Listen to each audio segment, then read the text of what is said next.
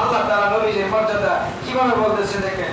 আল্লাহ তাআলা রাসূলুল্লাহ সাল্লাল্লাহু আলাইহি সাল্লামের মর্যাদা কতটুকু এই আশরাফুল তানবী রাহিমাহুল্লাহ উনার এই কিতাব থেকে বলতেছি। নবীজির অসংখ্য মুজিজা আছে।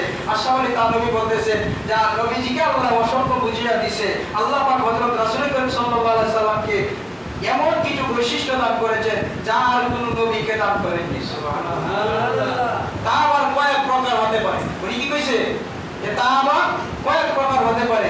এর মধ্যে প্রথম প্রকার এমন গুণাবলী যা পৃথিবীতে রাসূলুল্লাহ সাল্লাল্লাহু আলাইহি সাল্লামের আবির্ভাবের পূর্বে আল্লাহ তাকে দান করেছিলেন। সুবহানাল্লাহ। পৃথিবীতে রাসূলুল্লাহ সাল্লাল্লাহু আলাইহি সাল্লাম আসার আগে, পৃথিবীর জমিনে তার সীমানার আগে যে মুজিজাগুলি, যে মর্যাদাগুলি আল্লাহ দান করেছেন, এক নাম্বার প্রকার, প্রথম প্রকার যে কথাটা লেখছে, এক নাম্বার যে প্রকারটা পৃথিবীতে আসার আগে আল্লাহ তাআলা নবীজিকে যে মর্যাদা দান করেছিলেন, এই মর্যাদার কথা লিখতে গেলে এই লিখতেছে দেখেন। এক নাম্বার এক প্রকারের মধ্যে এক নাম্বার হইছে সর্বপ্রথম হুজুরে পাকের নূর সৃষ্টি করা হয়েছে। সুবহানাল্লাহ। দেখেন দেখেন, সর্বপ্রথম হুজুরের পাকের নূর, হুজুরের পাকের নূর পানি সৃষ্টি করছে না নূর করছে?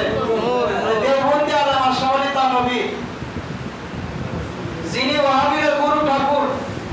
আমরা সমাজে একটা কথা কই, বাপের কথা না মানলে কি কথা হুন তো করা শোনা যায় না? এতে তো বাপের কথাই মানেন না।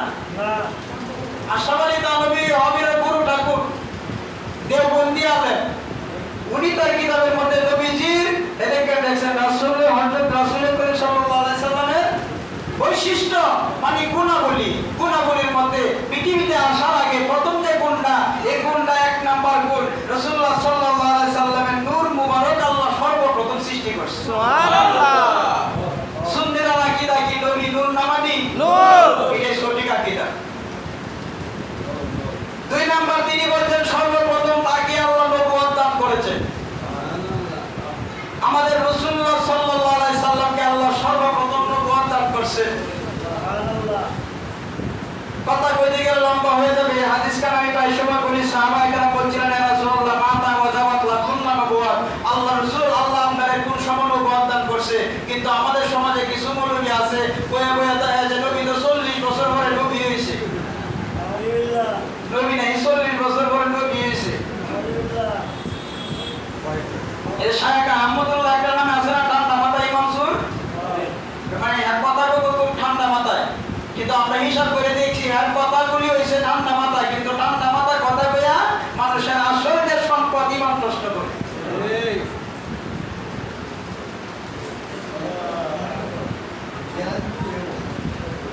মাতা ওয়াজাবাত লাকুন্না নবুয়ত, তিরমিজি শরীফের 3609 নম্বর হাদিস। তিরমিজি শরীফের 3609 নম্বর হাদিস। সাহাবায়ে কেরাম জিজ্ঞেস করছে আবু হুরায়রা রাদিয়াল্লাহু থেকে হাদিস কানা বর্ণিত।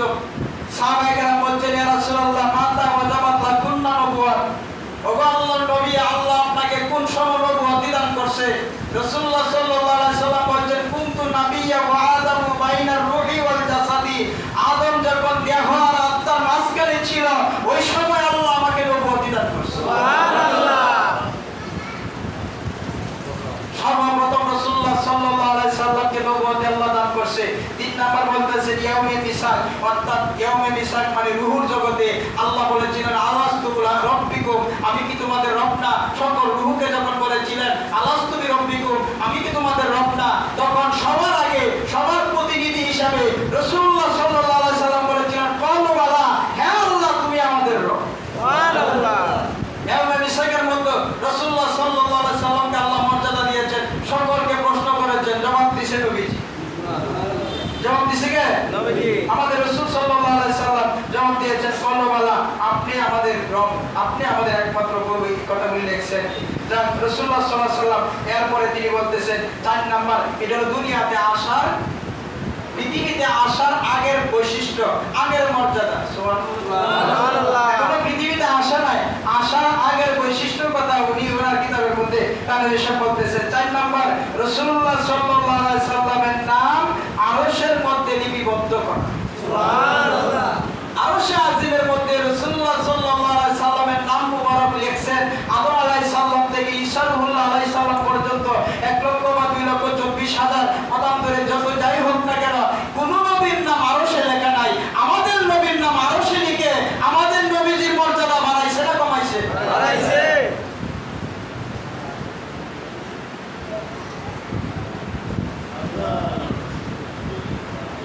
হবে সেখানে।